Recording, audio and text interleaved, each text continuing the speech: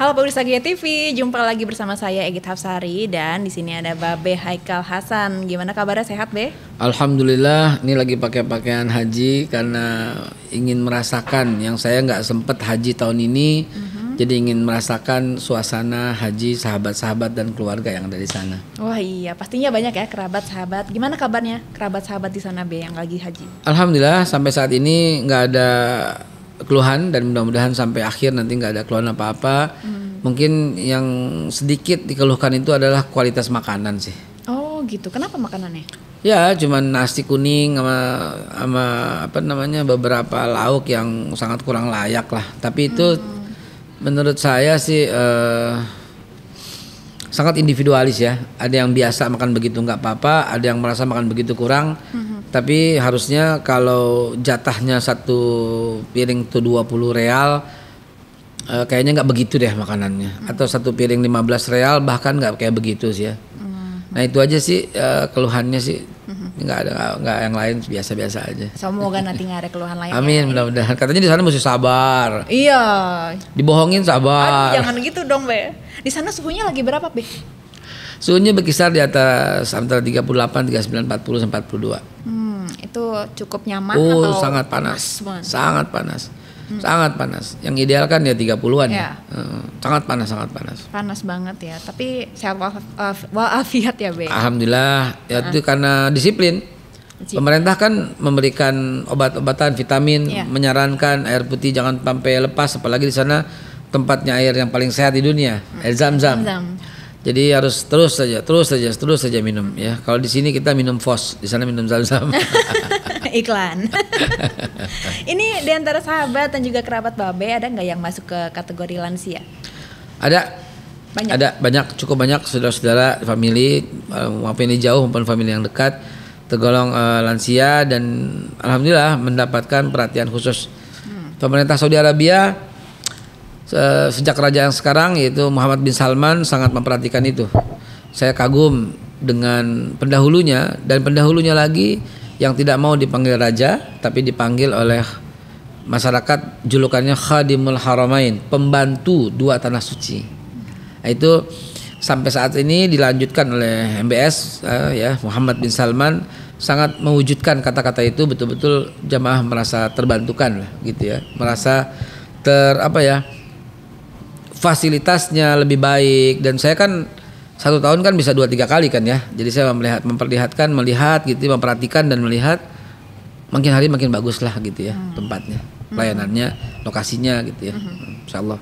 Kebetulan tahun ini pemerintah Indonesia melalui Kementerian Agama juga mencanangkan tahun ini ibadah haji ramah lansia karena 45% lebih posisi tahun ini adalah lansia. Ini hampir setengahnya Be. Iya, dan saya tidak berangkat tahun ini, tidak juga berduka dan bersedih hati, memberi kesempatan kepada yang sudah berangkat dan ini lagi padat-padatnya. Kenapa? Karena tahun lalu baru pertama kali dibuka.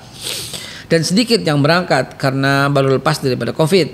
Ya. Dan sekarang akhirnya yang tertunda 2-3 tahun itu dari beberapa negara rame-rame berkunjung sehingga Mekah kita lihat full luar biasa ya, full luar biasa.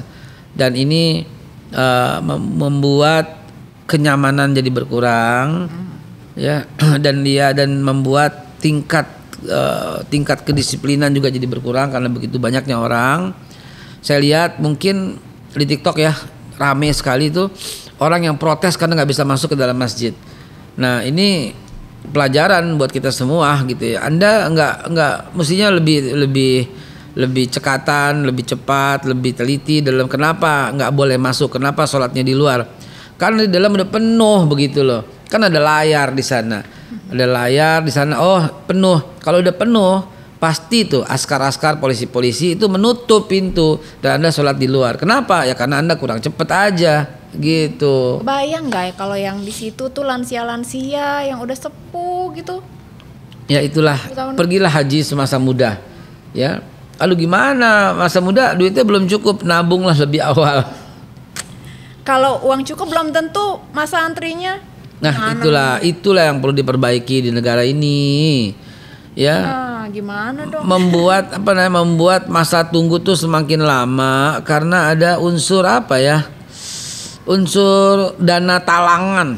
Apa tuh Gini misalnya, Mbak Git mau berangkat haji, itu ada iming-iming, mau nggak ditalangin, nyicil ntar sama bank itu, gitu, nyicil dana talangan namanya. Bank memenuhi itu supaya dia bisa berangkat. Ntar pada waktunya, kan bank itu hanya memenuhi sebagian. Dan akhirnya orang yang mau haji itu berhutang. Akhirnya rame-rame itu pada numpuk menjadi antrian kesekian. Nggak jelas gitu loh. Karena itu ketika jatuh tempo diminta melunasi, nggak mampu melunasi. Karena nggak mampu melunasi, akhirnya tiket kosong itu tuh bisa dimain-mainin oleh oknum yang nggak bertanggung jawab. Berarti ini sifatnya udah sistemik ya? Iya, sistemik, nggak bertanggung jawab. Tapi saya bilang ini oknum ya, oknum. Mudah-mudahan saja oknum-oknum ini sadar Anda tuh main-main dengan rukun Islam loh. Mafia-mafia seperti ini mesti diberantas. Mafia calo, mau berangkat lebih cepat, bayarnya lebih gede, mau tiketnya lebih bagus, lebih dapat tiket, booking duluan, lalu di booking dijual sama orang. Ini mafia gitu loh. Mafia, kesian. Lembaga-lembaga umroh kecil itu nggak bisa berbuat apa-apa. Akhirnya terjadilah penipuan yang awalnya juga nggak niat barangkali, tapi begitu susahnya berangkat umroh-umroh kecil. Kesian gitu loh. Monopoli itu dilarang dalam Islam, haram hukumnya. Jangan main-main dengan itu. Saya takut tuh. Saya ngeri banget. Saya sering tanya, Babe nggak buka lembaga umroh? Enggak. Babe nggak mau buka lembaga haji? Enggak. Walaupun banyak jamaahnya? Enggak, saya bilang. Saya paling takut main-main sama rukun Islam. Paling ngeri gitu loh. Kan tergiur ketika membayar mahal, akhirnya dapat layanan yang tinggi begini. Loh, kita mendapatkan manfaat dari situ? Jangan deh. Jangan, saya nggak mau usaha yang kayak gitu deh. Jangan, saya nggak mau. Tapi kalau untuk nyicil atau berhutang ke bank buat menunaikan ibadah haji itu hukumnya sebenarnya gimana sih, Be? Ya banknya bank syariah lah. Banknya syariah. Ada orang yang menyatakan bank syariah itu lebih sama saja, bahkan lebih gede bunganya dari bank konvensional. Gak usah lihat gede kecilnya. Anda emang ini mau dagang sama Tuhan. Ya kalau syariah itu kan sudah ada DPS-nya, Dewan Pengawas Syariah, ada MUI-nya, ada depaknya, ya udah percayakan saja gitu. Saya tidak mau terlibat dalam kontroversi bunga bank haram ya, tapi menurut saya gunakanlah Bank Syariah Indonesia atau Bank Muamalat Pertama dan Murni Syariah. Iklan lagi. Iklan nanti ya. Itu loh, jadi pakailah yang gitu-gitulah, nggak usah konven lah ya, gitu ya. Hindarilah konvensional sebisa mungkin. Apalagi kalau ngutang sama temen. Waduh. Jangan dong. Baru kita bahas WhatsApp ini isinya minjem semua. Tanggal tua maklum ya. Minjem sama bank aja harus yang syariah buat ibadah haji. Jangan sampai ibadah haji berangkatnya gara-gara ngutang nggak dibayar lagi. Apalagi begitu, sehingga tumpuk-tumpukan tuh menjadi menggulung sistemik dan akhirnya kita nih yang sekarang mau berangkat ini daftar sekarang baru nyicil oehannya sekarang, entar 20 tahun yang akan datang. Nah orang yang 50 baru bisa daftar, masa umur 70 baru berangkat, lansia lagi. Yang 30 belum kepikiran gitu, 50 baru berangkat. Aduh lah. Maka saya sarankan kalau anak Anda yang umurnya 10 tahun, buruan deh nabung di bank, tutupin tuh. Ntar pada waktunya tinggal lunasin. Artinya di usianya dia yang ke-40 dia sudah siap melaksanakan ibadah haji. Segitunya ya pengorbanan warga gitu karena banyaknya mafia. Emang kenapa kok seolah-olah warga yang harus sabar, masyarakat yang harus ngalah gitu? Kenapa nggak diberantas aja sih, Be? Itulah gitu loh. Sekarang mafia itu udah sampai ke tenda-tenda Arafah. Ini udah haram hukumnya. Haji itu Arafah, nggak boleh dimain-mainin. Satu tenda tuh misalnya diisi oleh 40 orang satu tenda. Ya, tenda kecil ya, ada tenda besar yang disebut tuh maktab sekian gitu ya, ada berapa puluh tenda gitu ya. Itu ada orang kaya yang tutup, itu kan bayar. Jadi akhirnya apa? Lu nggak dapet tenda, mesti bayar sama dia. Tiket pesawat aja begitu. Ada yang pesawat di booking semua, jebret sama orang kaya. Jadi itu yang kecil-kecil tuh nggak kedapatan tiket. Nah ini cara-cara yang KPK mesti teliti. Mesti usut orang-orang kayak begini. Ya mesti usut, dia main monopoli terhadap rukun Islam. Fair aja mestinya, terbuka aja mestinya. Jangan pakai buk-buk begitu loh. Ya, ini kan namanya charter pesawat. Charter aja. Jangan pakai jadi mafia kayak begitu gitu loh. Jangan makan jatah orang. Jangan makan jatah orang gitu loh ya. Jatah. Jadi orang tuh mesti ke travel dia supaya dia bisa berangkat haji. Kalau nggak sama dia nggak bisa berangkat haji. Apa-apaan begini gitu loh. Ini main-main sama rukun Islam. Artinya jatah orang miskin yang ngumpulin 1.000 perak, 5.000, 10.000 kemakan jatahnya sama orang kaya yang baru saja daftar dan langsung berangkat. Ini berangkat haji dengan cara yang zalim itu gimana itu? Nah makanya saya tahu nih banyak nih para pejabat yang naik haji nih. Coba deh KPK usut dari mana tuh, kenapa tuh, bagaimana tuh caranya dia itu. Apakah makan hak orang apa tidak? Apakah mengurangi jatah orang ONH yang sudah lama nabung apa tidak? Enak banget baru daftar kemarin langsung berangkat. Siapa? Semua juga tahu siapa yang berangkat haji sekarang. Lihat di TikTok, lihat di Facebook, lihat di Twitter, lihat di Instagram. Berapa lama dia daftar? Apakah Anda mengurangi hak orang miskin atau tidak? Apakah Anda berhubungan dengan para calo-calo haji yang selama ini memainkan harga atau tidak? Apakah Anda langsung membayar dengan biaya yang tinggi kemudian berangkat? Haji itu rukun Islam. Jangan main-main dengan rukun Islam. Rukun Islam itu syahadat, sholat, zakat, puasa, haji. Misalnya sholat di masjid. Apakah Anda rela menetapkan yang masuk masjid ini bayar sekian? Sama dosanya dengan orang-orang yang memainkan sholat, memainkan zakat. Ayo deh.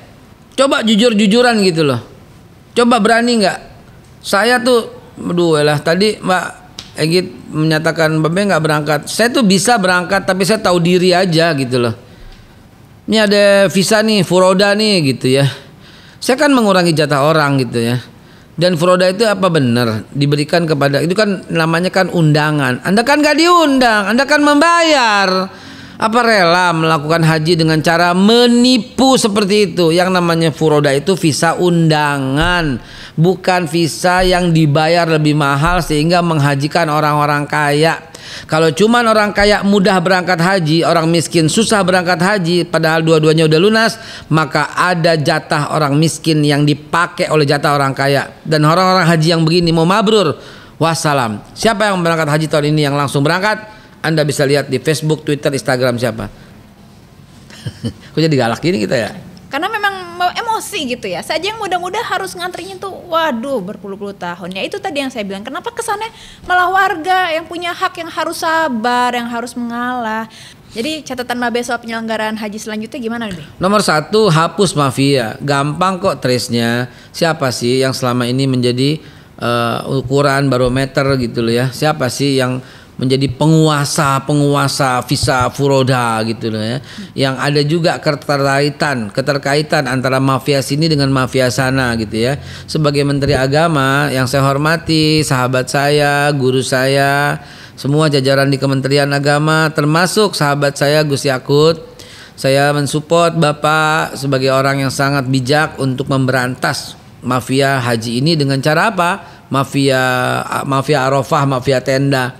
Dengan cara seperti apa? Pasti tidak mungkin saya menggurui air laut. Menggarami. Tidak mungkin saya menggarami air laut dan menggurui orang yang lebih pintar dan lebih ahli dari saya. Tapi itu merupakan catatan dan harapan kita. Kesian orang-orang yang udah nyicil, nabung dari tabungan dari celengan 1.000, 10.000, 20.000, 50.000, 100.000 ditabung, udah dapat 1 juta setor ke bank, kumpulin lagi setor ke bank. Dia pengen mencium Hajar Aswad, dia pengen ziarah ke makam Rasulullah, dia pengen merasakan tawaf. Nggak usah sedih gitu. Ya, tapi akhirnya terhambat gara-gara ini gitu ya. Kuota yang diberikan kepada orang-orang kaya yang wallahu alam bisawab, dengan kekayaan yang berlimpah kayak gitu kok gampang banget sih berangkat haji gitu ya. Apa nggak takut Anda memakan hak orang?